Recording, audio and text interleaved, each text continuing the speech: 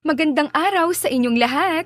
Ako po si Misunako at ako po ang inyong makakasama sa kwentong ito na magbibigay sa inyo ng lungkot, tawa, kilig, aral at inspirasyon. Ating tunghayan ang kwentong pag-ibig ni na Gerald at Ayan. Simulan na natin ang kwento. Si Ayan ay isang matapang ngunit sugatang single mother. Buong pusong pinapalaki ang kanyang kambal na anak kahit salat sa buhay. Sa araw-araw na pagtitinda ng kakanin, pinipilit niyang mabigyan ng magandang kinabukasan ang mga ito. Maagang maaga pa lamang, gising na si Ayan. Nakasuot siya ng lumang duster. Nakatali ang buhok sa likod, habang maingat na inaayos ang mga ingredients para sa kakanin na ititinda niya mamaya. Sa isang gilid, nakahilera ang malagkit na bigas, gata, asukal at ilang piraso ng ube na pinaghirapan pa niyang bilhin kahapon. Ma? Napalingon si Ayan sa mahinang boses. Sa pintuan ng kusina ay nakatayo ang dalawang batang lalaki. Magkapareho ang muka, parehong may magulong buhok at namumungay na mata. "Oh, Zeus, Zeke, ang aga niyo ah." Nakangiting saad ni Ayan kahit halatang pagod na. Ngumisi si Zeus, ang mas makulit sa dalawa. Ma, naamoy namin meron ka na namang niluluto. Sumingit naman si Zeke, mas kalmado pero may kakaibang lalim ang mga mata. Tutulong po kami. Umiling naman si Ayan. "Naku, hindi na. Matulog pa kayo, maaga pa." Di na kami inaantok. Mabilis namang sagot ni Zeus, sabay pasok sa kusina. Ako na maghahalo. "Anak Zeus, dahan-dahan!" Natatawang saway ni Ayan. Samantalang si Zeke naman, tahimik lang na lumapit at kinuha ang mga dahon ng saging. Maingat niyang pinupunasan ang bawat isa. Parang sanay na sanay sa ginagawa. Napatingin si Ayan sa kanya. Sa murang edad, may kakaibang seriousness si Zeke. Parang mas matanda pa mag-isip kesa sa kambal niyang kapatid. "Zeke, okay ka lang ba?" Opo, Ma. Para mas mabilis po tayo. Napangiti si Ayan pero may kirot sa kanyang dibdib. Hindi niya maiwasang isipin na ang aga nilang tumanda kahit na 7 taong gulang pa lang naman ang mga ito. Ma, ganito ba? Tanong ni Zeus habang hinahalo ang malagkit na bigas. "Hindi ganyan anak. Mas mabagal. Dapat baka matapon. Pero huli na." Aray! Natalsikan si Zeus ng kaunting mainit na halo. "Zeus!" Mabilis na lumapit si Ayan at hinawakan ng kanyang kamay. "Nasaktan ka ba?" Di naman po. Pilit ng ngiti ni Zeus na halatang napangiwi. Lumapit si Zeke, seryoso ang muka. Sabi ko kasi dahan-dahan eh. Kasi gusto ko lang namang tumulong. Sagot ni Zeus na medyo nakasimangot. Napailing naman si Ayan pero may halong lambing ang tingin. "Ay, pareho kayong matigas ang ulo." Tahimik sandali ang kusina pero maya-maya narinig na naman ang boses ni Zeus. Ma, pag yumaman tayo, di ka na magtitinda ha. Natigilan naman si Ayan. Bibili na lang po tayo ng maraming pagkain. At bibili tayo ng malaking bahay, yung may sariling kwarto ka. Singit naman ni Zeke. Napalingon naman sa kanila si Ayan. "Ha? Bakit naman ako may sariling kwarto?" Para po makapagpahinga ka. Diretso at seryosong sagot ni Zeke. Hindi naman agad nakapagsalita si Ayan. Si Zeus naman biglang yumakap sa bewang niya. Tapos kami ni Zeke, Bibili kami ng kotse para di ka na po maglalakad papuntang palengke. Grabe naman kayo. Ang laki naman ng pangarap nyo. Hindi yan pangarap, Ma. Gagawin namin yan. Saad ni Zeke. Napatingin si Ayan sa mata ng kanyang anak. Walang bakas doon ng biro, seryoso at determinado. Sa sandaling iyon, naisip niya, kahit gaano kahirap ang buhay, may dahilan siya para lumaban. Halina nga, saad ni Ayan habang pinupunasan ng kamay ni Zeus. Oh, maglatag na tayo. Lumapit sila sa maliit na mesa sa labas ng bahay.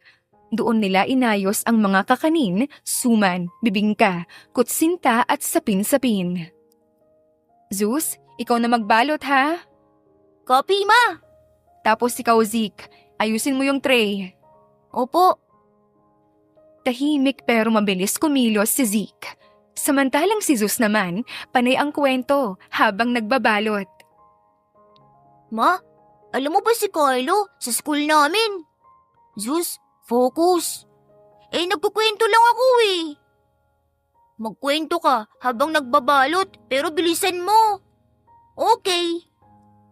Ngumiti si Zeus, sabay balik sa ginagawa. Habang pinagmamasdan sila, napansin ni Ayan kung gaano sila kaiba. Si Zeus, maingay, makulit, puno ng energy.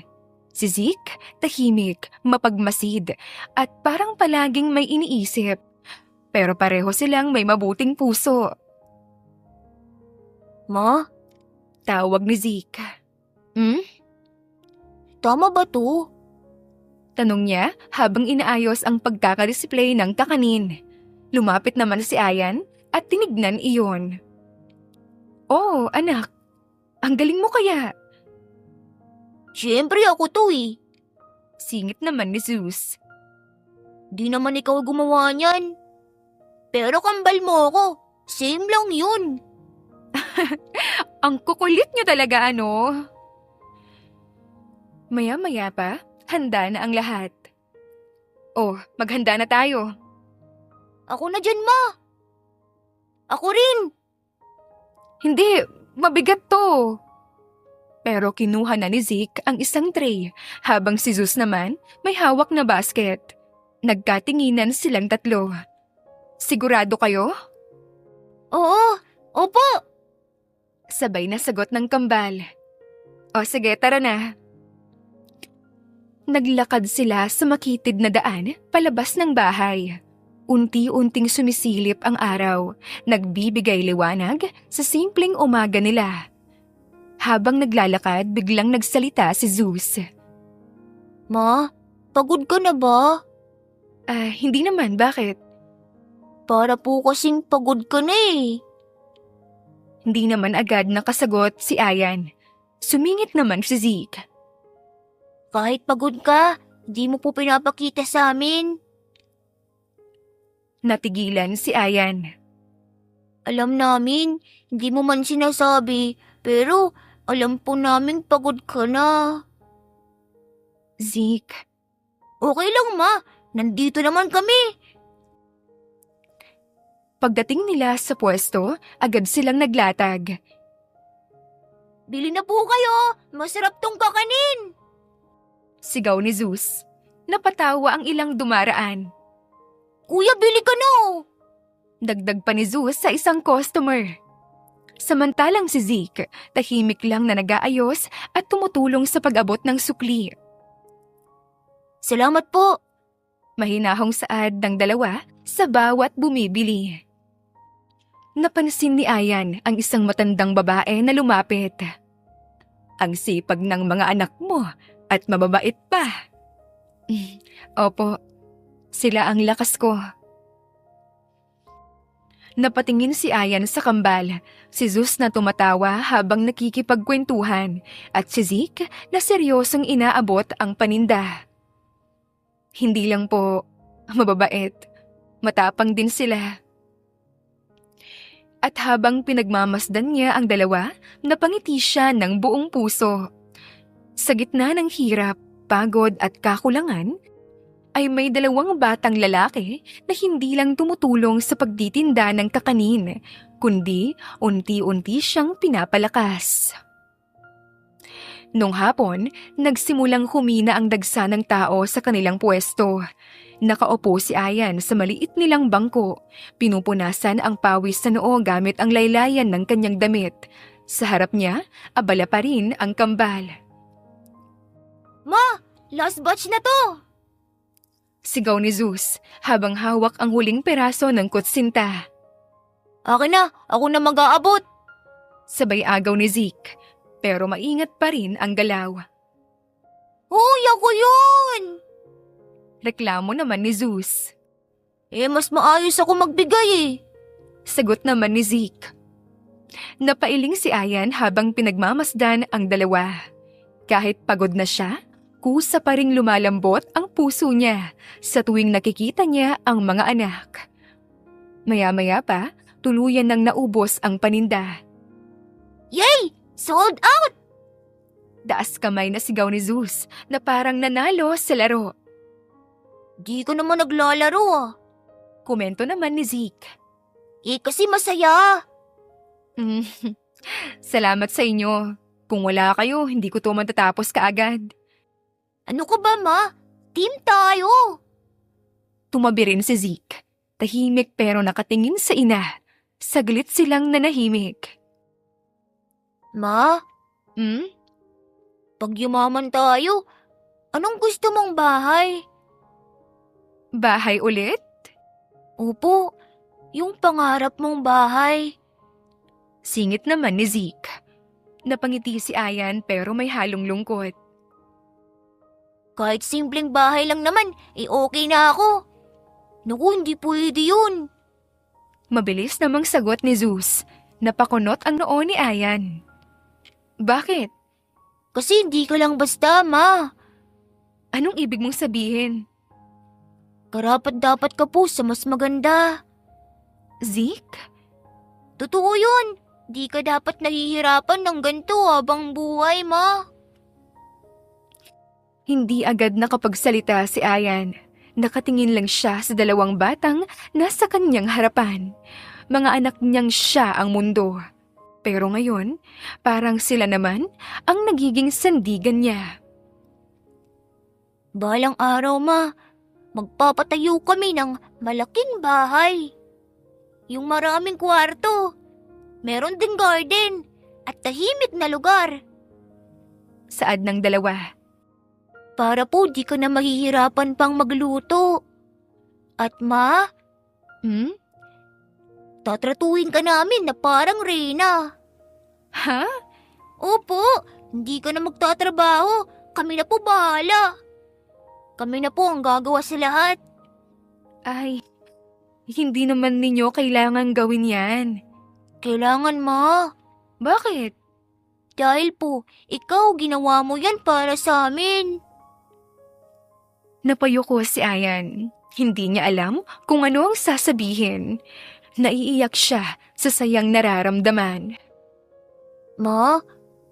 Malambing na saad ni Zeus. Hinawakan ang kanyang kamay. Pinapangako namin. Promise. Ulit ni Zeus sabay taas ng maliit niyang kamay. Balang araw, magiging reyna ka, ma. At doon na tuluyang bumigay si Ayan. Napayakap siya sa dalawang anak ng mahigpit. Mga anak, Ma, umiiyak ka? hindi. Masaya lang ako. Hinaplos ni Zeke ang likod niya. Huwag ka nang umiyak, ma. Hindi na. Alam nyo, kahit wala tayong malaking bahay ngayon, pakiramdam ko kompleto na ako. Pero ma, magkakaroon pa rin tayo. Oo na. Ikaw na ang future builder. Ako ang architect. Ako naman yung magbabantay. Bodyguard? Pwede. Napailing si Ayan, pero puno ng saya ang puso niya. Ma, Bakit? Hintayin mo lang ah. Ang alin? Yung araw na hindi ka na magtitinda. Ha? Hindi ako nagmamadali. Kami nagmamadali eh. Para mapasaya ka na namin kaagad, ma. Napangiti si Ayan. Hindi man niya inaasahan na magkakaroon siya agad ng mga anak mula sa isang one-night stand. Ngayon, sobra-sobra siyang nagpapasalamat dahil biniyayaan siya ng mga anak na nagpapalakas ng kanyang loob. Itinakwil man siya ng kanyang mga magulang, kapalit naman nito ay 2 batang lalaki na hindi siya pinababayaan. Gabi na nang makauwi sila. Tahimik ang paligid habang naglalakad silang 3 pauwi sa maliit nilang bahay. Bitbit ni Ayan ang walang lamang tray habang ang kambal ay may hawak na basket na kanina pa ubos ang laman. Mahina ang ilaw ng poste sa kalsada, sapat lamang para makita ang daan. Pagod na pagod ang katawan ni Ayan. Ramdam niya ang sakit ng likod, ang panlalambot ng tuhod, at ang bigat ng pagod na hindi lang galing sa maghapong pagtitinda, kundi sa mga iniisip niyang matagal niya nang kinikimkim. Pagpasok nila sa bahay, agad na inilapag ni Zeke ang basket sa isang tabi. Si Zeus naman, dumiretso sa maliit na mesa at naupo. Hinihingal pero meron pa ring ngiti sa labi. Grabe ma, ang daming tao kanina. Sabi ni Zeus. Pero naubos natin lahat. Oo nga, dahil yon sa inyo. Unti-unti siyang napaupo sa bangko. Napansin naman yon ng kambal. Ma okay ka lang ba? Huminga ng malalim si Ayan. Nanginginig ang kanyang kamay habang pinagdudugtong ang mga daliri. Zeke, Zeus. Mahinang tawag niya. Lumapit naman ang 2 at naupo sa harapan niya. Ano yun, ma? Saglit na yumuko si Ayan. Parang hinahanap niya ang tamang salita. Pero kahit anong gawin niya, bumibigat lamang lalo ang kanyang dibdib. Pasensya na. Ha? Pasensya na ulit. Bakit, ma? Bakit ka pa nagsusuri? Pasensya na kung hindi ko kayo mabigyan ng magandang buhay. Kung ganito lang tayo. Kung araw-araw, hirap na hirap tayo. Ma, Hindi ko kayo mabigyan ng mga bagay na meron yung ibang bata. Wala tayong malaking bahay. Wala kayong sariling kwarto. Minsan, kulang pa ang pagkain. Pasensya na kung ito lang yung kaya ko. ma, hindi mo kailangan mag-sorry. Kasi wala ka namang kasalanan. Pero, Ikaw nga ang dahilan kung bakit kami nandito ngayon. napaluha lalo si Ayan. Sumingit naman si Zeus at mas emosyonal. Oo nga, ma. Ano ka ba? Di kami malungkot. Nasaya kami sa kung anong meron tayo ngayon. Lalo na't ikaw pa ang mama namin. Di naman namin kailangan ng maraming gamit Kung ganito lang, okay na po kami. Pero mga anak, Ma, alam namin kung gaano ka rin nahihirapan. Nakita namin kahit hindi mo sabihin. Alam namin pagod ka na, kahit nakangiti ka. Alam namin na minsan wala ka ding tulog. Alam namin na inuuna mo kami kaysa sa sarili mo. Kaya huwag ka nang mag-sorry. Dapat mo kami ang mag-thank you hindi. Ako dapat. Ma. Sabay na saad ng 2. Napatingin naman siya sa kanila. Ngumiti si Zeus kahit may luha. Ikaw ang the best na mama. Wala kaming hihilingin pang iba, mama. Salamat. Salamat mga anak. Ma, tama na. Okay lang po yun. Di ka po nagkulang sa amin kahit kailan. Sa lahat ng pagdududa ni Ayan sa sarili, sa lahat ng guilt na kinimkim niya, unti-unti itong nawala. Dahil sa dalawang batang nasa kanyang harapan na hindi naghahanap ng marangyang buhay, kundi ng pagmamahal na binibigay niya araw-araw. Ma, Hmm? masaya kami. At mas magiging masaya pa kami kapag di ka na umiiyak. Sige, hindi na ako iiyak. Promise? Promise. Mabuti po yun. Dahan-dahan silang naghiwalay sa yakap. Pinunasan ni Ayan ang luha niya at tiningnan ang dalawa. Sa gitna ng kahirapan, naroon ang dalawang batang hindi humihingi ng karangyaan sa buhay. At doon niya na-realize na hindi pala siya nabigo bilang ina. Hindi pala siya nagkulang dahil ang dalawang batang nasa kanyang harapan ay puno ng pagmamahal, pag-unawa at kabutihan. At iyon ang tunay na yaman. Halina kayo, kakain na tayo. Sige, Masiglang sagot ni Zeus. Tahimik namang tumango si Zeke. Masaya silang kumakain sa mesa dahil sa kadaldalan ni Zeus na kinukwento ang kaklase nito. Napangiti na lamang si Ayan habang pinagmamasdan ang mga anak. Ngunit isang trahedya ang bumago sa lahat. Hapon iyon, isang ordinaryong araw na nagsimula sa pagod at nagtapos dapat sa tahimik na hapunan. Pero sa isang iglap, nagbago ang lahat. Naglalakad sina Ayan, Zeus at Zeke pauwi mula sa palengke. Bitbit nila ang kaunting natirang kakanin. tara ma, bilisan natin. Sigaw ni Zeus habang nauuna ng kaunti. Tumatalon pa sa bawat hakbang. Uy, dahan-dahan lang. Sa kabilang side naman ay tahimik na naglalakad si Zeke. Hawak ang basket.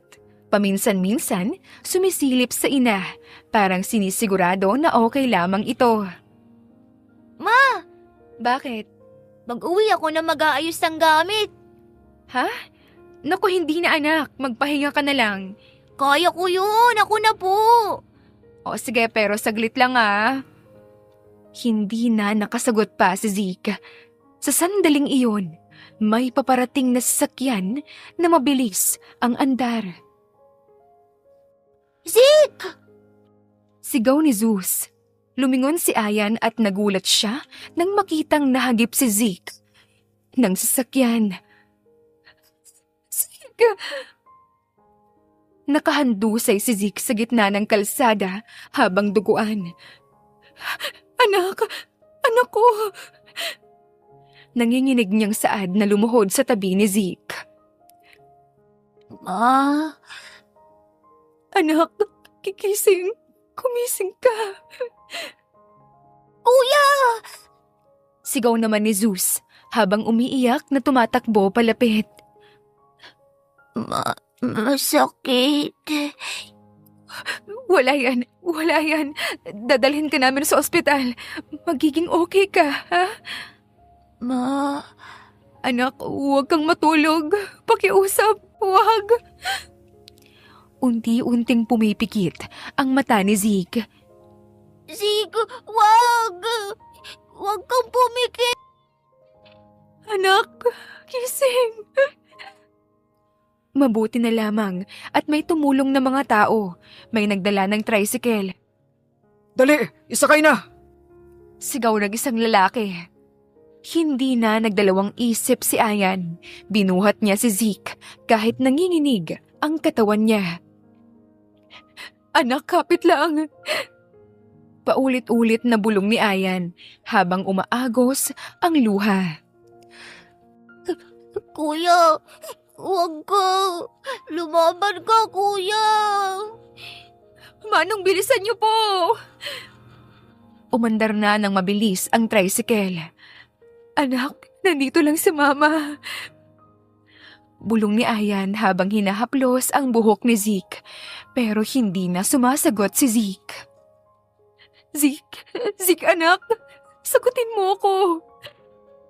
Ma, bakit hindi na siya nagsasalita? Pagdating sa ospital, agad siyang bumaba, halos madapa sa pagmamadali. Tulong! Tulong po! May ilang nurse ang lumapit. Ano pong nangyari? Nasagasaan po yung anak ko. Tulungan niyo po siya. Inilagay si Zeke sa stretcher. Dalhin sa ER. Utos ng nurse. Ma, sasama ako. Oo, tara. Pero pagpasok nila sa loob, agad silang hinarang. Ma'am, sandali lang po. Ha? Kailangan po muna ng down payment. Ha? Pero, ang anak ko. Policy po yan ng ospital. Pakiusap. Mamaya na yan. Iligtas niyo muna siya. Hindi po yan pwede, ma'am. Hindi pwede. Kailangan po muna ng bayad bago magpatuloy ang procedure. Pero wala akong pera ngayon. Pero magbabayad ako. Magtatrabaho ako. Kahit ano, pakiusap naman oh. Ma'am, hindi po kami pwede. Pakiusap. Pakiusap po. Anak ko po yun. Parang awa niyo na. Huwag niyo po siyang pabayaan. Pakiusap. Lumuhod na siya sa harapan nila. Nagulat ang mga tao sa paligid. Tahimik lamang ang paligid. May mga naawa kay Ayan, pero walang lumapit at tumulong. Pakiusap! Gawin niyo po ang lahat! Iligtas niyo po ang anak ko! Tumayo si Ayan, halos mawalan na ng balanse, at tumakbo papasok. Pero hinarangan siya ng guard. Ma'am, bawal po. Anak ko yun! Ma'am, kumalma lang po kayo. Paano ako kakalma? Mamamatay na yung anak ko! Tahimik ang paligid. May mga matang nakatingin lamang pero walang kumikilos. Ma, ayoko pong mawala si kuya. Hindi yan mangyayari, anak. Ma, Shh! Nandito lang si Mama. Diyos ko, pakiusap. Huwag niyo po siyang kunin. Muling lumapit ang nurse na pinigilan si Ayan na patuloy na nagmamakaawa. Pakiusap. Tulungan niyo po ang anak ko. Nakaupo siya sa malamig na sahig ng ospital. Nakaluhod, hawak ang laylayan ng uniforme ng isang nurse na kanina pa niya kinakausap.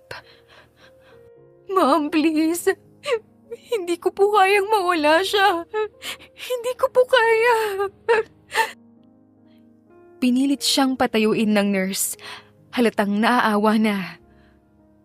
Ma'am, naiintindihan ko po kayo pero hindi niyo ako naiintindihan. Hindi niyo alam kung gaano ko kamahal ang anak ko. Napatigil ang nurse. Ilang tao sa paligid ang napatingin. Wala akong pera ngayon, pero magbabayad ako. Kahit ilang taon pang gugulin ko para mabayaran lang yon. Kahit magtrabaho ako araw-araw. Pakiusap. Ma'am, anak ko yun eh. Hindi siya pwedeng mamatay. Dahil lang sa wala akong pera. Hindi ko kaya. Hindi ko siya kayang mawala. ma, iligtas natin si kuya. Biglang tumayo si Ayan. Parang may naisip siyang paraan. Lumapit siya sa counter kahit nanginginig ang tuhod. Ma'am, saad niya sa receptionist. Pwede bang hulugan na lang? O kahit pirmahan ko muna? Ma'am, kailangan po talaga ng initial payment. Magkano? Kahit alam niyang wala naman siyang pambayad. Sinabi ng babae ang halaga at lalong nanghina si Ayan dahil wala siyang sapat na pera. Pero sobra ang pasasalamat niya nang payagan siya ng head. Kaya naman inasikaso na ng mga ito si Zeke. Hindi naman alam ni Ayan ang uunahin, ang kanyang anak ba o kung paano agad makakahanap ng malaking halaga pambayad sa ospital. Hanggang sa may isang paraan siyang naisip kahit na ayaw niyang gawin. Kaya naman isang gabi sa isang bar, maliwanag ang ilaw sa labas. May malalakas na tugtog sa loob. Naroon ang ingay, halakhakan at mga taong naghahanap ng panandaliang saya. Napahinto si Ayan sa pintuan, parang may kung anong pumipigil sa kanya. Hindi ko kaya, pero para sa anak ko gagawin ko. At dahan-dahan siyang pumasok. Agad siyang sinalubong ng ilaw at ingay. Ilang lalaki ang napatingin sa kanya. May mga matang mapanghusga, may mga naaakit agad sa kanya at may mga nagtataka. Lumapit siya sa isang babae sa gilid. Anong kailangan mo? Magkano kung isang gabi? Tumaas ang kilay ng babae. Sinusuri siya mula ulo hanggang paa. First time? Tumango si Ayan na nahihiya. Depende sa kliyente. Pero kung gusto mo ng malaki, kailangan mong sumama sa may pera. Kahit sino, kailangan ko lang ng malaking halaga. Sige. May darating mamaya, VIP. Malaki yun magbigay.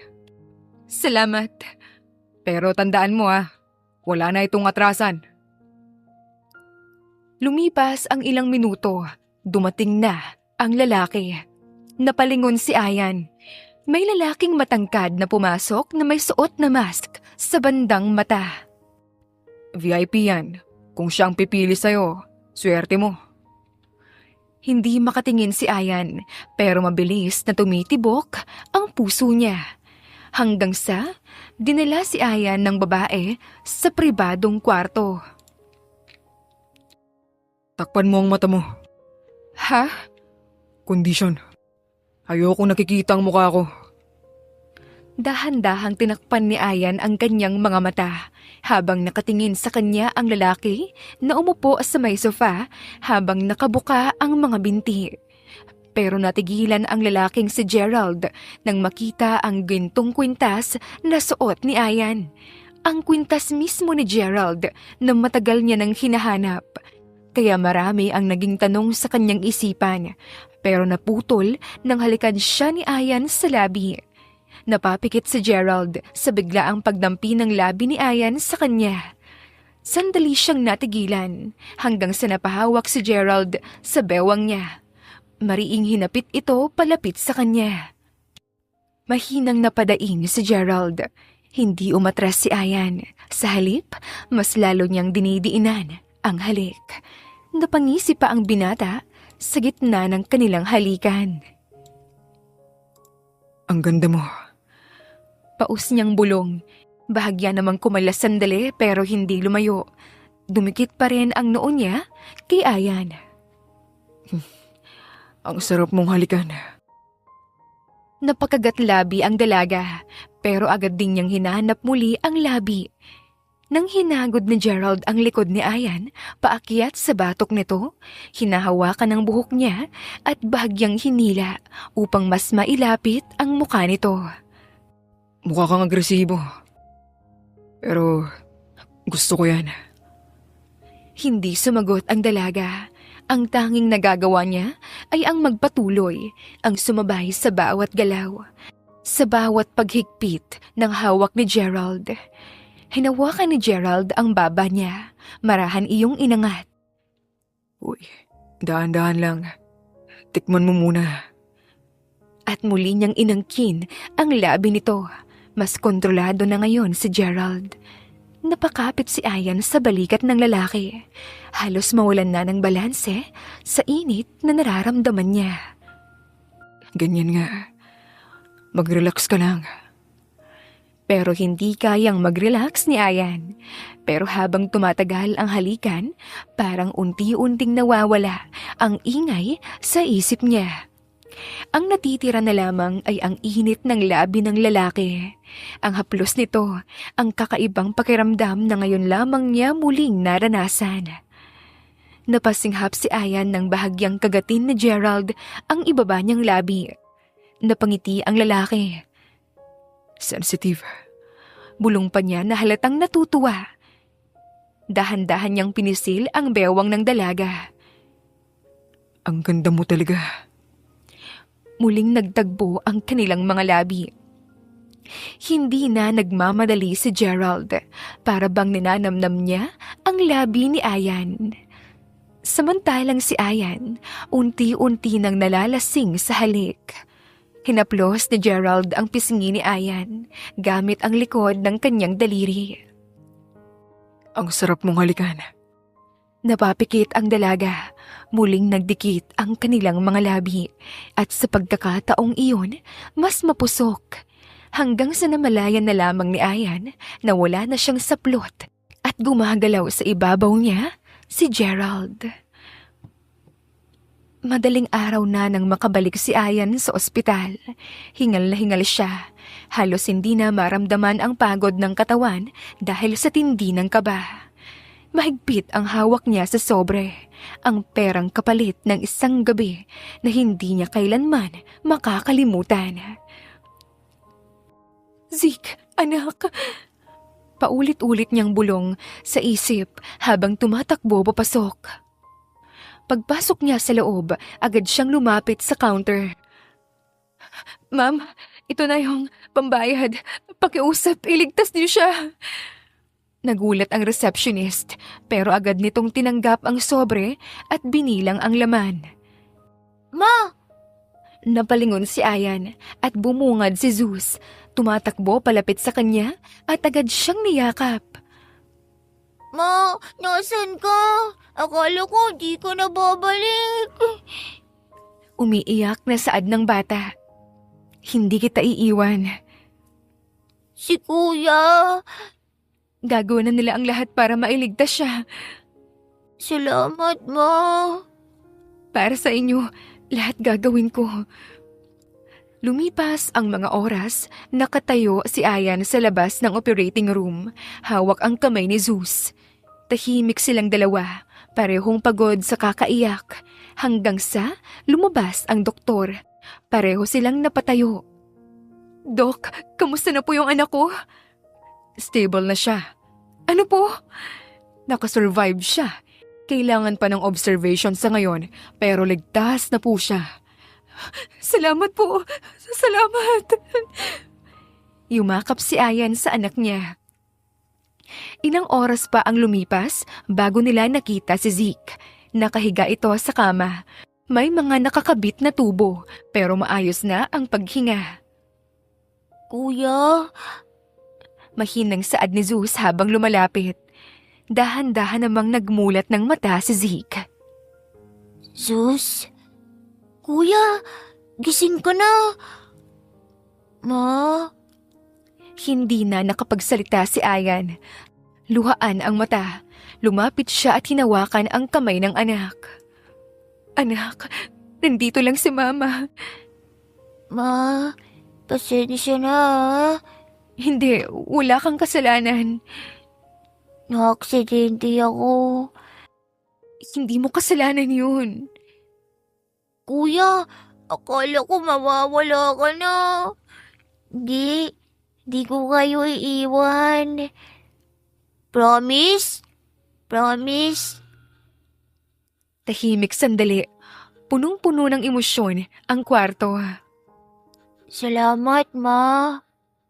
Napapikit si Ayan. Hindi niya kayang tanggapin ang pasasalamat na yon. Hindi, matapos ang ginawa niya. Pero ngumiti siya. Para sa inyo, kahit ano gagawin ko. Hindi naman nagtagal, nakalabas na si Zeke ng ospital. Bumalik na muli ang lakas nito. Nabayaran na rin ni Ayan ang lahat ng hospital bills gamit ang perang binigay sa kanya ng lalaking kanyang nakatalik. Pilit man niyang kinalimutan ang nangyari, pero bumabalik pa rin sa isipan niya at hindi niya alam kung bakit. Isang hapon, nakasuot ng simpleng polo at kupas na pantalon si Zeus habang nakatayo sa harapan ng isang napakalaking gusali. Isang kumpanya na tila hindi bagay sa katulad niya. Nanginginig ang kamay niya, hindi sa takot, kundi sa kaba at pag-asa. Ma, susubukan ko lang. Saad ni Zeus kanina bago umalis. Gusto niyang tumulong, gusto niyang maging mas maayos ang kanilang buhay. Gusto niyang tuparin ang pangako nilang magkapatid. Kaya kahit bata pa siya, naglakas loob siyang pumunta roon para magtanong kung may kahit anong pwedeng trabaho. Messenger, utility, kahit ano. Bata, saan ka pupunta? Tanong ng guard sa lobby. Magtatanong lang po sana ako kung may pwedeng trabaho. Ilang taon ka na ba? 7 taong gulang po. Bata ka pa. Bawal pa yan dito. Kuya, kahit ano lang po, kailangan ko lang po eh. Hindi pwede. Pakiusap po. Anong nangyayari rito? Isang malamig at malalim na boses ang sumingit. Napalingon silang lahat at doon pumasok si Gerald, ang CEO ng kumpanyang ito. Nakasuot ng mamahaling suit, matikas ang tindig at may presensya na agad mong mararamdaman. Natahimik ang paligid, lahat ay napatingin. Sir, may batang... Ako po yun. Sabat ni Zeus, diretso ang tingin kay Gerald na napatingin sa kanya. May kung anong hindi maipaliwanag na pakiramdam sa dibdib ni Gerald, pero agad niya yung binaliwala. Anong kailangan mo? Sir, naghahanap po ako ng trabaho. Trabaho? Opo, kahit ano lang po. Kailangan ko lang pong tumulong sa nanay ko. Bata ka pa. Pero kaya ko po. Hindi ito lugar ng mga bata. Sir, pakiusap po. I said no. Napakuyom ang kamao ni Zeus. Hindi niyo man lang po ba ako bibigyan ng chance? Napatingin na si Gerald sa kanya. Medyo naiinis na. Hindi ako charity.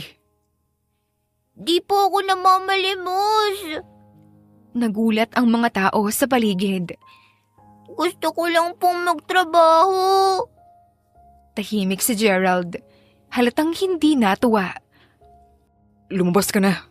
Sir, Lumabas ka na. Hindi gumalaw si Zeus. Parang may kung anong pumipigil sa kanya. di po ako aalis. Napatingin si Gerald. Mas lalong nainis. Guard, Agad lumapit ang guard. ilabas mo siya. Sir, pakiusap. Pero hinawakan na siya ng guard. Halika na, iho. Bitawan niyo ako. Sigaw ni Zeus. Pilit na kumakawala hanggang sa makawala siya at agad sinapak si Gerald sa may bandang binti. Napaatras ang lalaki sa gulat. Napatingin siya sa bata. Sir, Gulat na saad ng guard. Napaatras naman si Zeus. Hindi ko po sinasadya.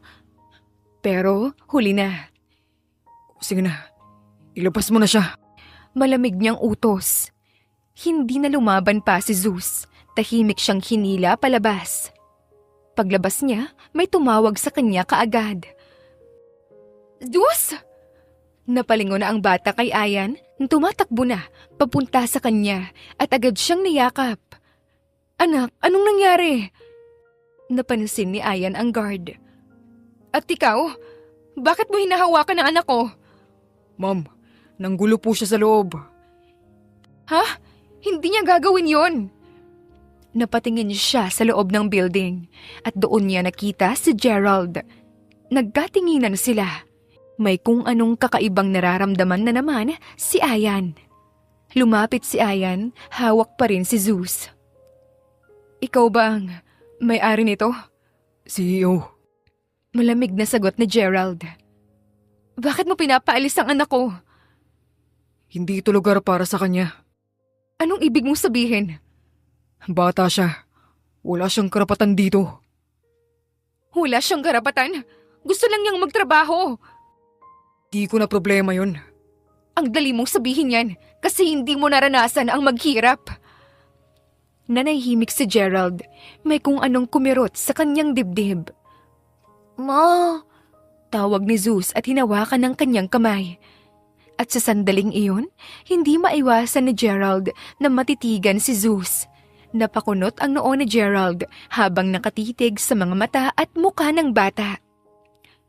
Tara na anak, ma, hindi tayo magmamakaawa sa taong walang puso. Napatingin si Gerald sa kanya. Wala akong puso. Kung meron, di mo gagawin to. Dahan-dahang tumalikod si Ayan, hawak si Zeus, habang si Gerald nanatiling nakatayo. Habang pinagmamasdan ang mag-ina, napapalayo na, at wala siyang kaalam-alam na mag-ina niya ang mga ito. Kinabukasan, abala si Ayan sa paglalakad sa gilid ng kalsada. May bitbit na maliit na basket ng kakanin.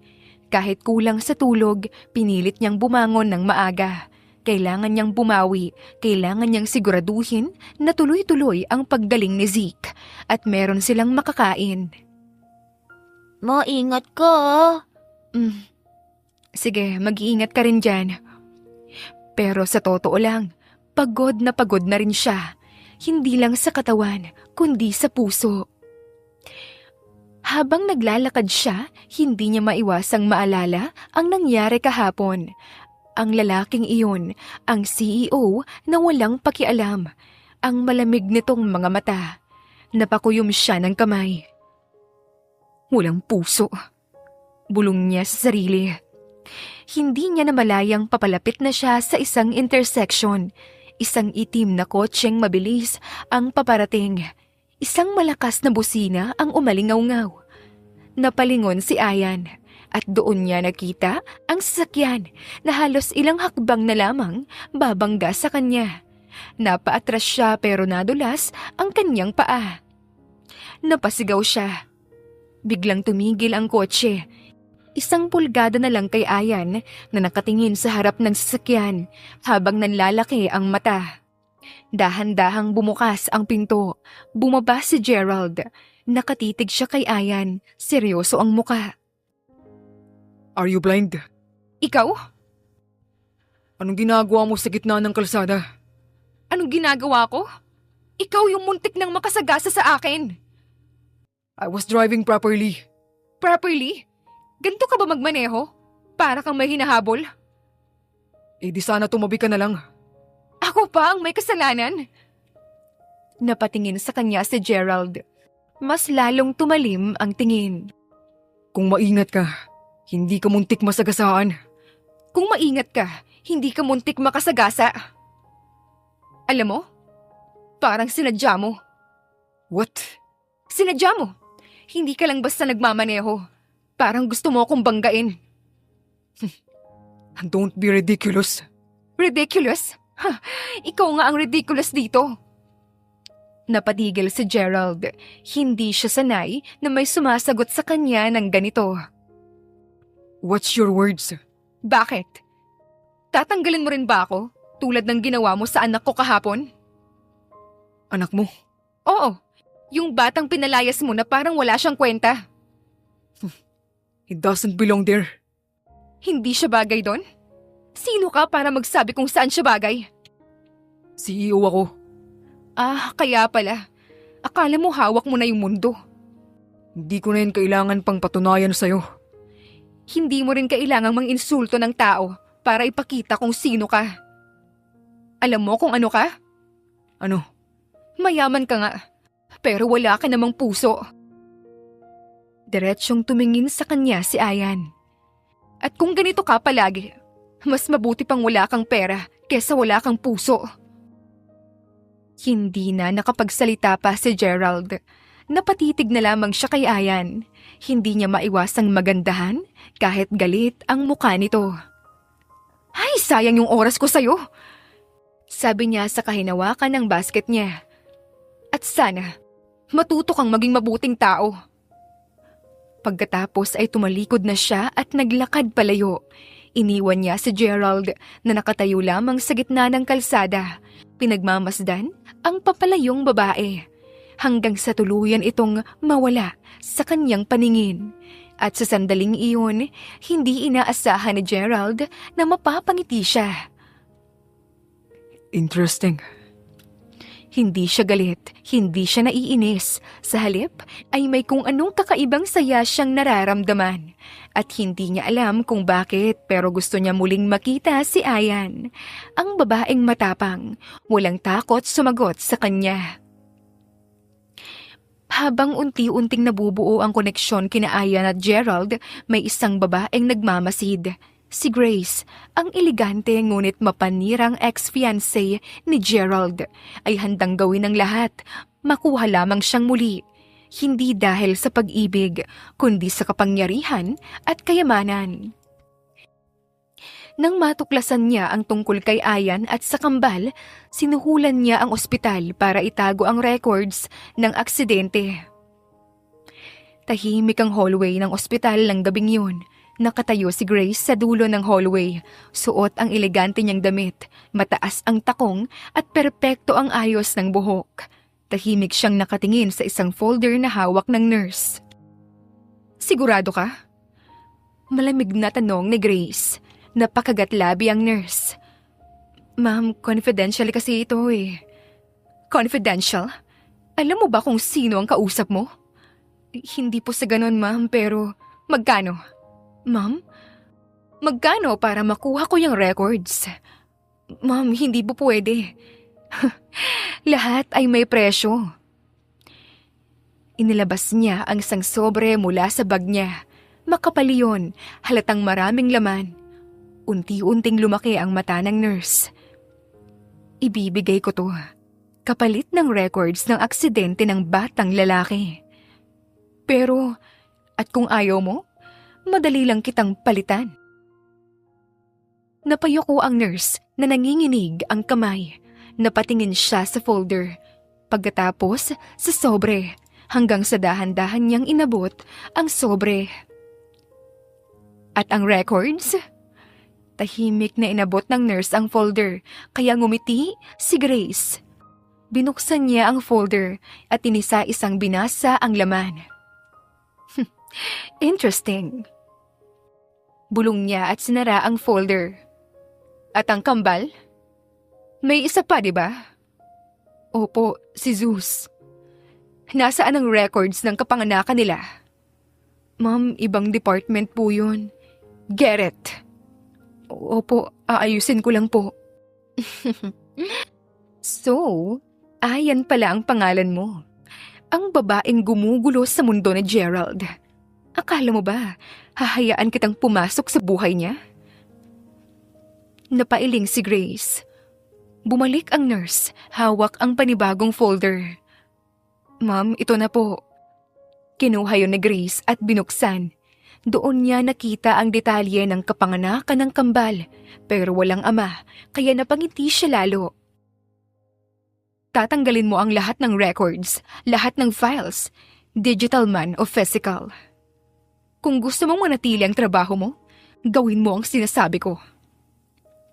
Napapikit ang nurse at dahan-dahang tumango, kaya ngumiti si Grace. Kinabukasan, maagang-maaga pa lamang gising na si Ayan.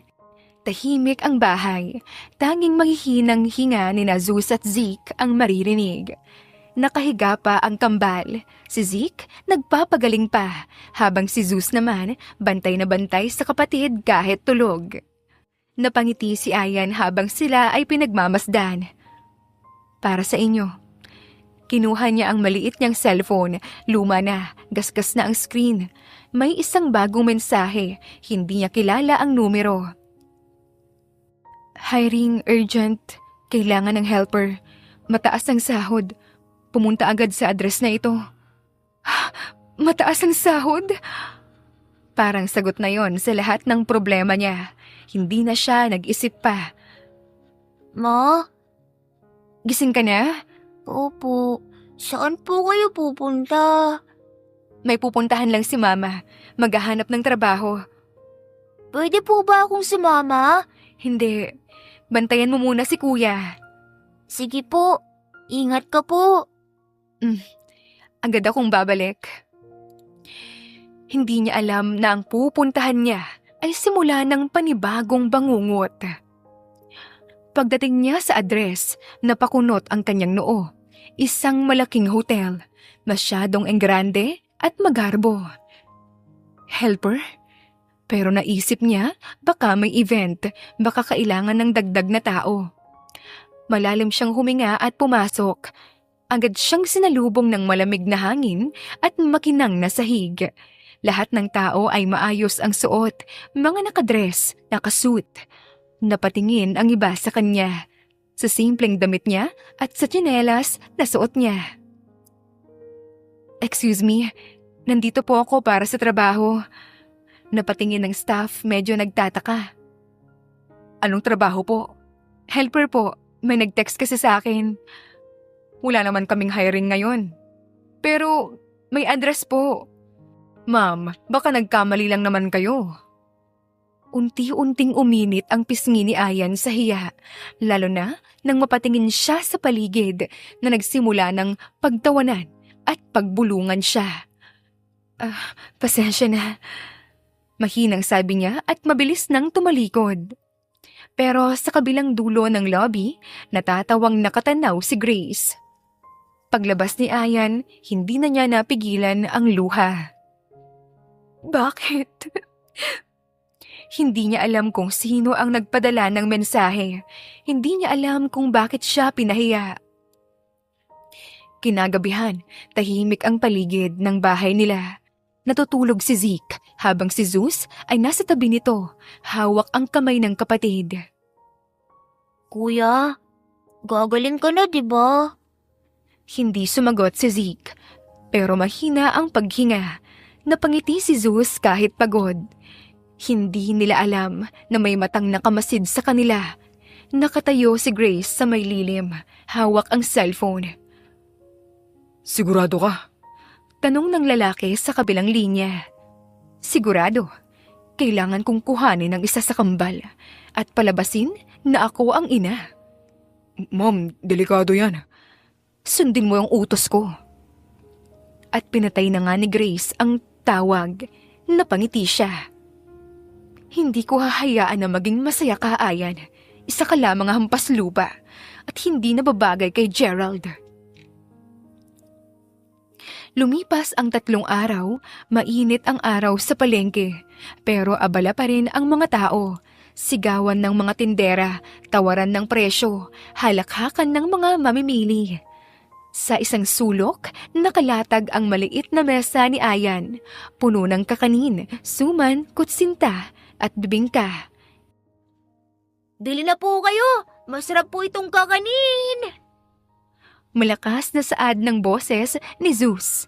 Nasa kanyang tabi si Zeke, tahimik lamang pero maingat sa pag-aayos ng paninda. Kahit hindi pa tuluyang magaling, pinilit niyang tumulong. Uy kuya, dahan-dahan lang. Kaya ko. Napangiti si Ayan habang pinagmamasdan ang dalawa. Kahit pagod, kahit may problema, sapat na sa kanyang nakikita silang magkasama. Hindi niya napansin na may isang sasakyan na huminto sa gilid ng palengke. Bumaba si Gerald. Nakasuot ng simpleng polo at sunglasses, pero halatang hindi siya taga roon. Tahimik siyang naglakad, hindi pinapansin ang mga matang nakatingin sa kanya. Sa totoo lang, hindi niya alam kung bakit siya naroon. Simula noong araw na yon, ang babae sa kalsada, ang batang matapang sumagot sa kanya, hindi na sila nawala sa isipan niya. Kaya ngayon ay nandito siya at naglalakad sa palengke. Biglang huminto ang hakbang ni Gerald nang makita ang kambal. Namungay na naman ang kanyang mga mata. Those kids. Bulong ni Gerald. May kung anong pamilyar siyang nararamdaman pero hindi niya mawari. Dahan-dahan siyang lumapit. Bili na po kayo! Agad na saad ni Zeus nang mapansin si Gerald. Napatingin naman si Gerald sa kanya. Anong meron? Kakanin po! Masarap na, mura pa! Talaga? Opo, tikman niyo po oh! Sumingit naman si Zeke. Hindi po namin kayo pipilitin kung ayaw niyo. Napalingon si Gerald kay Zeke. Magkano? Depende po. Ano pong gusto nyo? Ayan. Tinuro niya ang kutsinta. 10 pesos po yan. Napataas ang kilay ni Gerald. 10? Opo, Bakit mura? para po lahat ay mabili. Muling napatingin si Gerald sa kanya. Napailing siya dahil kaugali niya ito. Inabot niya ang pera pero imbes na eksaktong bayad ay mas malaki ang kanyang ibinigay. Sukli po. Keep it. Di po, di kami tumatanggap ng sobra. Why? Di po kasi tama eh. Matigas ang ulo nyo. Di po, honest lang kami. Tahimik sandali si Gerald. Pinagmamasdan niya ang dalawa. Parang may nakikita siyang sarili niya at may nakikita rin siyang iba. Nasaan ang nanay nyo? Ayan po. Sabay turo ni Zeus. Napalingon si Gerald at doon niya nakita si Ayan na abala sa pag-aayos ng paninda. Di pa siya napapansin. Anong pangalan nyo? Bakit po? Curious lang. Zeus, ako naman po si Zeke. Sir, bibili pa po ba kayo o hindi? Napatawa si Gerald. Hindi niya inaasahan na matutuwa siya sa pagiging suplado ng dalawang bata. Bibili pa. Anong gusto nyo? Lahat yan. Ha? Totoo? Lahat ng paninda nyo. Di po pwede yan. Bakit? Eh paano po yung iba na bibili? Heist.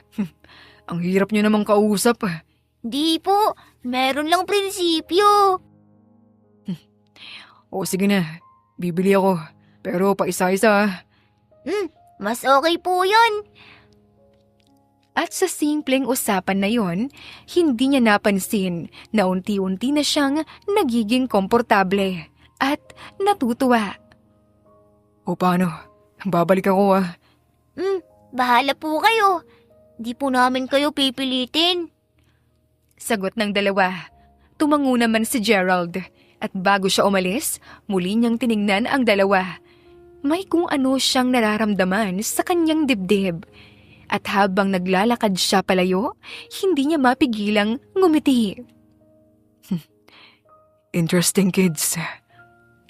Hindi niya alam na ang dalawang batang iyon ay hindi lang bastang nakapagpatawa sa kanya, kundi unti-unti nang binubuksan ang pusong matagal nang sarado.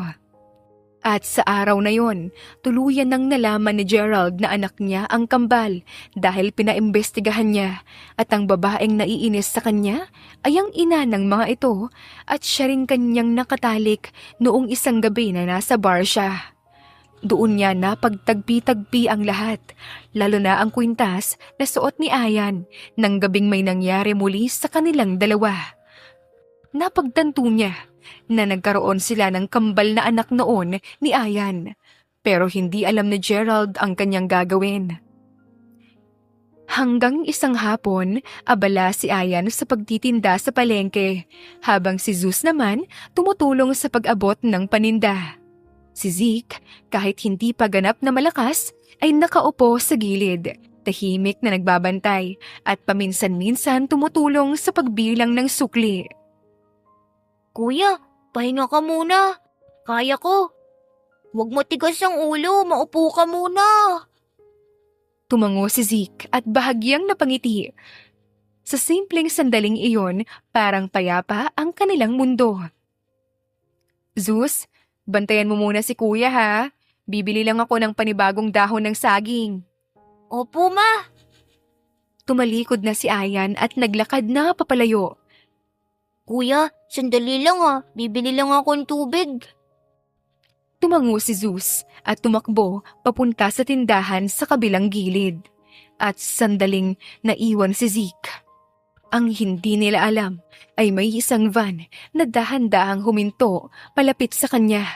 Hindi niya ito napansin agad hanggang sa nagsalita ito. Anak! Napalingon si Zeke at doon nga nakita ang isang babaeng nakangiti na si Grace. Gusto mo ba ng gamot? Mukhang hindi ka pa magaling. Sino po kayo? Kaibigan ng mama mo. Napakunot ang noo ni Zeke. Pero bago pa siya makapagsalita, nang biglang may humawak sa kanya mula sa likod, tinakpan ang kanyang bibig at pinilit siyang ipasok sa van. Nagpumiglas ang bata pero mas malakas ang may hawak sa kanya hanggang sa tuluyan na nga siyang nailayo. Samantala, nagtataka naman si Zeus dahil wala na si Zeke pagbalik niya. Kuya? Nanlaki ang mata niya, iniwan niya ang tubig at tumakbo kung saan-saan habang tinatawag si Zeke. Kuya Zeke? Nagulat ang mga tao sa paligid. Pagbalik ni Ayan, agad lumapit si Zeus na umiiyak. Zeus, anong nangyari? Si kuya, nawawala po siya. Ano? Ma, wala siya. Iniwan ko lang siya saglit. Hindi na nakarinig pa si Ayan dahil tumakbo na siya sa kanilang pwesto. Pero wala si Zeke. Hindi pwede. Mahanapin natin siya. Tumakbo sila kung saan-saan habang nagtatanong pero walang nakakakita. Hanggang sa tuluyan ng nawalan ng lakas si Ayan. Napaupo siya sa gilid ng kalsada, nanginginig, halos hindi makahinga. Anak ko, nasaan ka? Ma, hanapin natin siya. Napatingin si Ayan sa anak. Punong-puno ito ng takot. At sa sandaling iyon, may isang pangalan ang pumasok sa isip niya. Zeus, tara! Sabi niya na pilit na tumatayo. Saan po tayo pupunta? Sa taong makakatulong sa atin. Hindi na nag-isip pa si Ayan. Dinala niya si Zeus diretso sa kumpanya ni Gerald. Pagdating nila, halos hindi na siya makapagsalita sa guard. Sir, pakiusap. Kailangan ko si Gerald. Ma'am, meron po ba kayong appointment? Pakiusap! Sandali lang po. Ilang minuto ang lumipas, pumasok na si Ayan kasama si Zeus. Bumungad sa kanila si Gerald na patayo na. Anong nangyari? Ang anak ko, kinuha siya. Zeke, Napatingin si Ayan. Lumapit naman agad si Gerald. Hinawakan niya ang balikat ni Ayan. huminga ka muna. Paano ako hihinga? Nawawala ang anak ko. Makikinig ako, okay? Pero kailangan mo munang kumalma. Unti-unting bumagal ang paghinga ni Ayan kahit nanginginig pa rin. Kinuha siya sa palengke. Saglit lang tapos wala na siya. Meron ka bang nakitang tao? Wala po eh. Pagbalik ko, wala na siya. Tuluyan nang naunawaan lahat ni Gerald. Ayan, makinig ka sa akin. Hindi ko hahayaan na may mangyari sa anak natin. Anak natin? Later na yung explanation. Ang mahalaga, mahanap natin siya. Pero paano? Ako nang bahala. Hindi ko hahayaan na hindi natin siya mahanap. Tumango si Ayan. Malaki ang tiwala niya kay Gerald. Pero naguguluhan pa rin siya sa sinabi nitong anak nila. Pero mahalaga muna sa ngayon ay mahanap si Zeke. Sinimulan agad ni Gerald ang paghahanap sa kanilang anak. Kumalma naman si Ayan kahit na kinakabahan hanggang sa nagkaroon na nga sila ng lead kung nasaan ito at kung sino ang kumuha. Galit na galit si Gerald na kinuha ito ni Grace kaya hindi na siya nagdalawang isip pang puntahan ang lugar kasama si Ayan. Naabutan nilang hawak ni Grace si Zeke ng mahigpit habang may patalim na nakatutok sa leeg nito. Mabuti na lamang mabilis ang aksyon ng mga pulis na kasama at nakuha nila si Zeke. Nanginginig pa ang buong katawan ni Ayan habang mahigpit niyang yakap ang anak niyang si Zeke. Zeke, anak! Nandito na si Mama. Safe ka na. Humagulgol naman ang bata sa gilid. Yakap-yakap ang binti ni Ayan. Mama, akala ko mawawala na si Zeke. Lumuhod si Ayan kahit hirap pa ang katawan. Sa kanya parehong niyakap ang kambal. Hindi mangyayari yon. Hindi ko kayo pababayaan. Kahit kailan. Sa likod nila, nakatayo si Gerald na bakas sa muka ang matinding emosyon. Ang mga mata niya ay namumula at ang kamao niya ay mahigpit na nakasara. Pilit pinipigilan ang galit at pagsisising bumabagabag sa kanya. Hindi niya inaasahan na darating siya sa puntong ito, na makikita niya ang sariling mga anak na halos maagaw sa kanya dahil sa isang babaeng pinagkatiwalaan niya noon. Sir, naaresto na po si Grace. Dinala na po siya sa presinto. Saad ng isang pulis na lumapit kay Gerald. Dahan-dahan namang napapikit ang lalaki sa kamalalim na huminga. Siguraduhin ninyo na hindi na siya makakalabas pa. I want every case filed. Lahat ng ginawa niya, pananagutan niya. Yes, sir. Pagkaalis ng pulis, muling napatingin ang lalaki kina Ayan at sa kambal. Dahan-dahan siyang lumapit at napansin agad ni Zeus. Papa? Napatigil si Gerald dahil sa tinawag nito. Hindi siya makapaniwala. Lumapit si Zeus at biglang yumakap sa kanya. Papa, mabuti po tumulong kayo. Natakot po akong mawala si Kuya. Napalunok si Gerald sa kamarahang niyakap ang anak. I'm sorry. I'm so sorry, anak. Napatingin si Ayan. Narinig niya yon. At sa unang pagkakataon, nakita niya ang isang Gerald na hindi isang CEO, hindi makapangyarihan, kundi isang ama na puno ng pagsisisi at pangungulila sa mga anak. Dahan-dahang lumapit si Gerald kay Ayan, bit-bit si Zeus, habang si Zeke naman yakap pa rin ng ina. Nagtagpo ang kanilang mga mata. Maraming emosyon ang dumaan. Galit, sakit, ala-ala.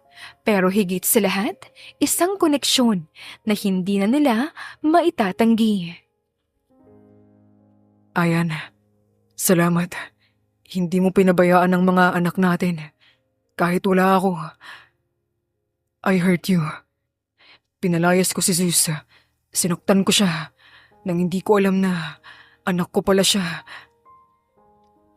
Napahigpit ang hawak ni Ayan kay Zeke. At ngayon, muntik ko pang mawala si Zeke. Patuloy ni Gerald at bakas ang sakit sa boses. Dahil sa mga maling taong pinapasok ko sa buhay ko. Ayan, I know, wala akong karapatang humingi. Pero, bibigyan mo ba ako ng pagkakataon? Hindi agad sumagot ang babae. Tumingin siya sa mga anak niya, kay Zeus, na ngayon ay yakap-yakap si Gerald. Kay Zeke, na dahan-dahang kumakapit pa rin sa kanya, pero nakatingin na rin sa lalaki. Doon nakita ni Ayan kung ano nga ba ang pamilya. Isang bagay na matagal niyang pinangarap, pero natakot siyang paniwalaan. Nangangako ako, nababawi ako. Ibibigay ko sa inyo ang lahat. Unti-unting lumuhod si Gerald sa harap ni Ayan. Babawi ako sa bawat sakit na naranasan niyo, sa bawat luha, sa bawat araw na wala ako. Napaiyak si Ayan. Hindi niya ito inaasahan. Hindi ko kayo pababayaan. Hindi na muli pa. Mama, pwede na ba natin siyang patawarin? Gusto ko po ng papa eh. Ang bilis mo naman. Gusto ko lang naman na kumpleto tayo. Ayoko rin pong mag-isa ka na lang po na nangaalaga sa amin eh. Mama, gusto ko din. At doon na tuluyang bumigay si Ayan. dahan-dahan niyang inilapit si Zeke kay Gerald.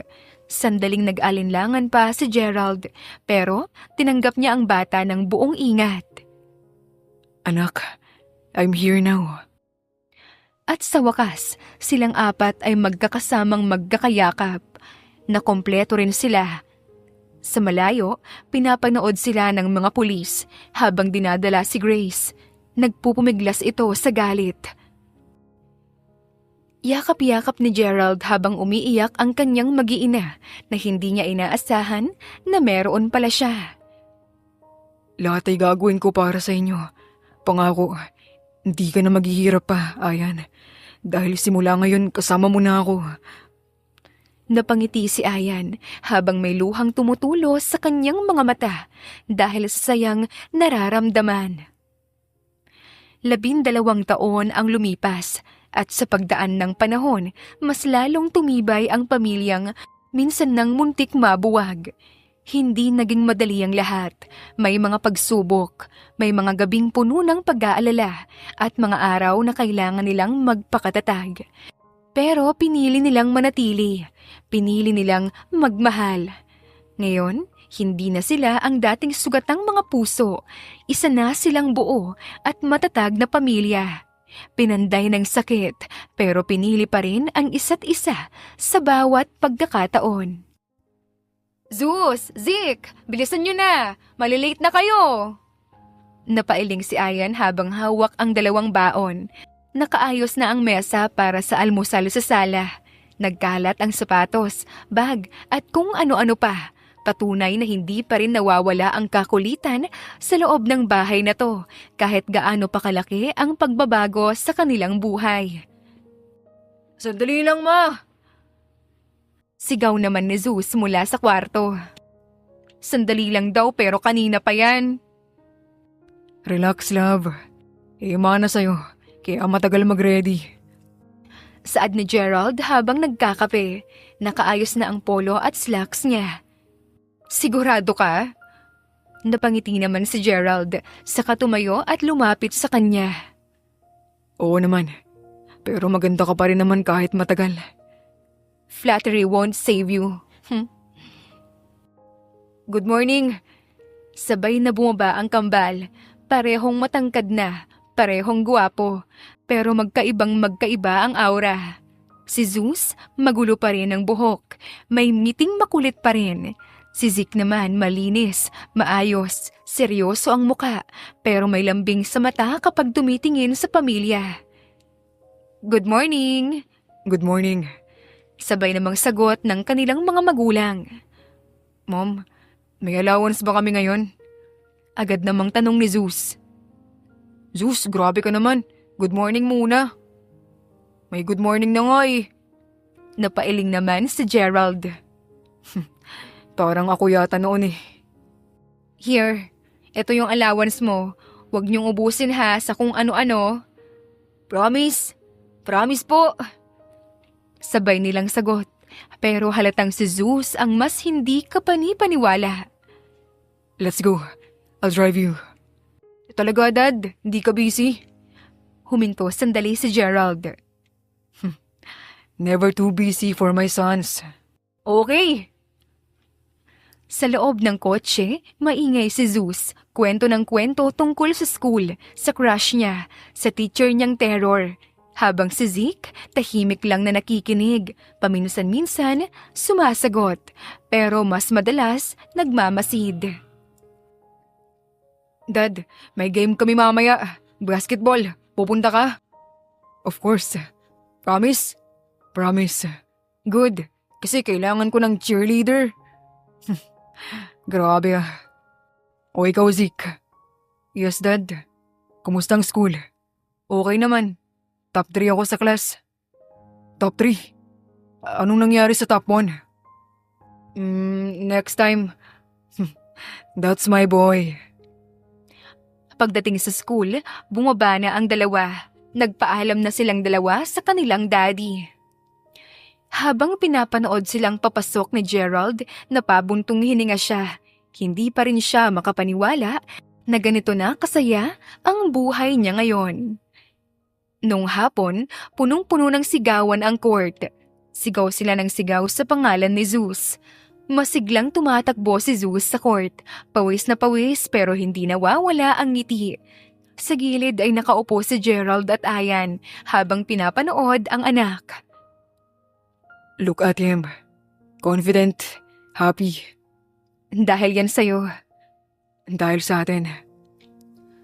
Sa kabilang side, tahimik na nanonood si Zeke hanggang sa lumapit siya sa mga magulang. Mom, Dad, after this, pwede ba tayong kumain sa labas?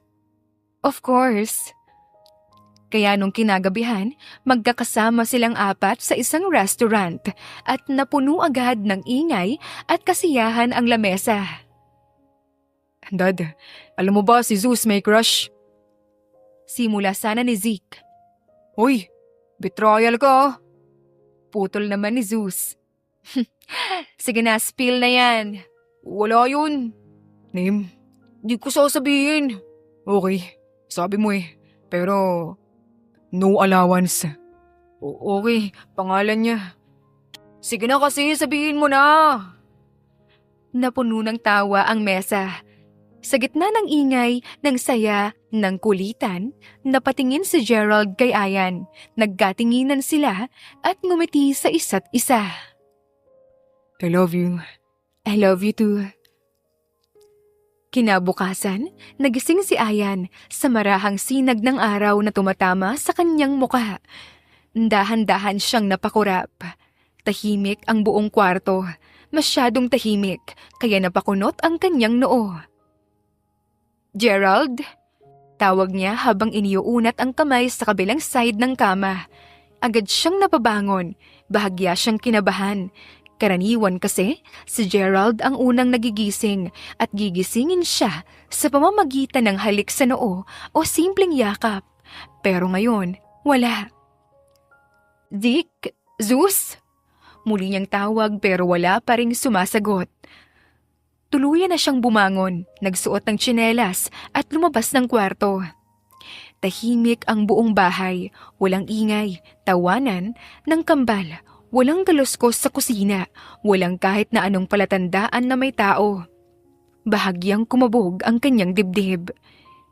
Hindi naman siguro sila umalis nang di nagpapaalam, right? Naglakad siya papunta sa sala, pero wala pa rin. Hanggang sa napansin niya ang isang kakaibang detalye. May isang pulang petal sa sahig kaya't napakunot ang kanyang noo. Yumuko si Ayan at pinulot yon. Doon niya napansin, hindi lang isa. May sunod-sunod na petals na tila may dinadaanan mula sa sala, papunta sa likod ng bahay. Unti-unting bumilis ang tibok ng puso niya. Anong meron? Sinundan niya ang trail ng petals. Habang naglalakad siya, mas dumarami ang mga ito. Red, pink, white petals, halo-halo. Parang sinadya talagang gawing espesyal ang daan na tinatahak niya. Hanggang sa makarating siya sa pintuan, papunta sa garden. Huminto siya sandali. Huminga ng malalim at dahan-dahang binuksan ang pinto. Pagbukas pa lamang niya, agad siyang napatigil. Napatakip siya ng bibig. Oh my gosh! Ang buo nilang garden, punong-puno ng dekorasyon. May fairy lights na nakasabit sa mga puno. Mga bulaklak na naka-arrange sa paligid. At sa gitna, may pathway na gawa sa petals na diretsyo papunta sa isang maliit na setup na para bang altar. At doon nakatayo ang tatlong pinakamahalagang lalaki sa buhay niya. Si Gerald at ang kambal. Parehong naka-formal, matangkad at halatang nagmana sa kanilang ama. Parehong nakangiti ang dalawa habang hawak ang maliliit na bouquet. Agad na paluha si Ayan. Mom. Sabay na tawag ng kambal. Hindi niya napigilan ang sarili. Napangiti siya kahit umiiyak. Anong meron dito? Lumapit ang kambal, sabay silang yumakap sa kanya. Surprise po. Deserve mo to, ma'am. mas lalo siyang naiyak. Ang laki niyo na, hindi na kayo mga babies. Pero baby mo pa rin kami. Napatawa si Ayan kahit umiiyak. Pagkatapos ay dahan-dahang umatras ang kambal at tumabi sa gilid. At doon lumapit si Gerald. Naka-formal siya. Simple pero sobrang gwapo. Hawak niya ang isang bouquet ng puting rosas. Favorite ni Ayan. At sa mga mata niya, punong-puno ng pagmamahal. Hi, asawa ko. Anong ginagawa niyo? Huminga ng malalim si Gerald bago nagsalita. Ayan, hindi ko alam kung saan magsisimula. Kasi kahit anong sabihin ko, parang kulang pa rin para i-express kung gaano ako nagpapasalamat sa'yo. Ilang taon na mula nung pinili mong manatili. Kahit mahirap, kahit masakit, kahit may mga panahon na halos sumuko na tayo. Pinili mo pa rin ako. Oo, at araw-araw kitang pinipili. At hindi lang ako ang pinili mo. Pinili mo ring maging ina sa kambal. Kahit hindi madali. Kahit may mga gabing wala kang tulog. Kahit pagod ka na, nariyan ka pa rin. Hindi ko alam kung paano kita babayaran sa lahat ng iyon. Pero isang bagay ang sigurado ako. Hindi ako magsasawang mahalin ka. Kinuha ni Gerald ang isang maliit na kahon mula sa kanyang bulsa. Binuksan niya ito. Isang napakagandang singsing ang bumungad. Alam kong kasal na tayo, pero gusto kong gawin ulit to. Kasi araw-araw, gusto kitang pakasalan ng paulit-ulit. So today, I'm asking you again. Ayan, will you marry me again? Tumango agad si Ayan habang umiiyak at natatawa. Yes, Gerald, yes. Oo. Agad na tumayo si Gerald at sinuot ang singsing sa kanyang daliri. Pagkatapos, hinila siya palapit at niyakap ng mahigpit. I love you. I love you more. Nagpalakpakan ng kambal. Napatawa ang mag-asawa habang magkahawak kamay. Lumapit ang kambal at niyakap silang dalawa. Sa gitna ng garden, napapalibutan ng mga bulaklak at ilaw, naramdaman ni Ayan ang kapayapaan na matagal niya nang hinintay. Hindi naging madali ang lahat, pero sulit dahil sa huli, pinili nila ang isa't isa at pipiliin pa rin araw-araw. Sa dulo, ang kwento ni Ayan at Gerald ay hindi lang tungkol sa sakit, pagkakamali at pagsubok, kundi tungkol sa pagpili. Pagpiling bumangon kahit pagod ka na, pagpiling magpatawad kahit masakit pa, at higit sa lahat, pagpiling muling magmahal kahit ilang beses nang nasaktan. At sa bawat araw na magkasama sila, kanilang pinatunayan na ang kanilang pamilya ay hindi lang nabubuo sa dugo, kundi sa sakripisyo, pagtitiis at walang sawang pagmamahal. Sa huli, ang tunay na forever ay hindi hinahanap. Ito ay pinipiling buuin araw-araw, kasama ang taong handa kang mahalin kahit sa pinakamahirap mong anyo. Ang kwentong ito ay nagpapaalala na life is not always fair at hindi lahat ng mahal mo at